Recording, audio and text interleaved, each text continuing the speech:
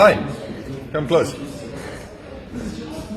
Canvas tent, big one. You can probably fit pretty much the Namibian family in there. Wife, 2.5 kids, dog, all of it.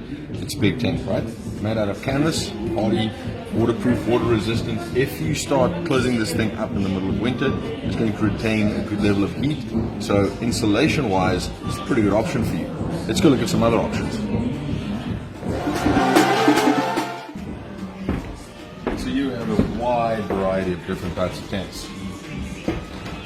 Nice and small, compact, light. They fold up, some of them like this, nice and round, don't take up a lot of space. Otherwise, literally come in about the size of this. This is a stretcher, but the tents don't get much bigger than that. So you want to choose the size of the tent that is going to suit your needs and the terrain and the number of people you're going to take with. Generally, the smaller the tent, the more insulated it gets. If you have a big nylon tent like this and it's filled with wide space, it just means there's a lot of cold that's going to come in winter time. I'm going to give you some other tips.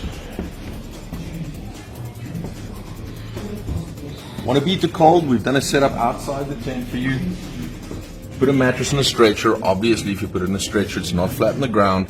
You are going to not get as much heat from the bottom. You're also not going to lose heat through the bottom. These mattresses are great.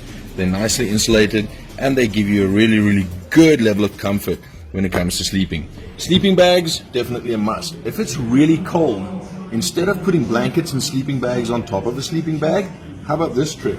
You open up your sleeping bag. As is, they zip open completely, as you can see. And once you've zipped it open completely, you create a bottom layer, so a nice downy fleece in there. Bottom layer, hop in bed, and then get another sleeping bag over the top. Because again, we tend to lose a lot of heat towards the bottom that we don't always think about. Okay, so that's a good idea. When you're going outside of your tent, in terms of clothing, cover the extremities. Put gloves on. Don't forget to wear a hat, because we also lose a lot of heat energy through our heads. We don't often think about it.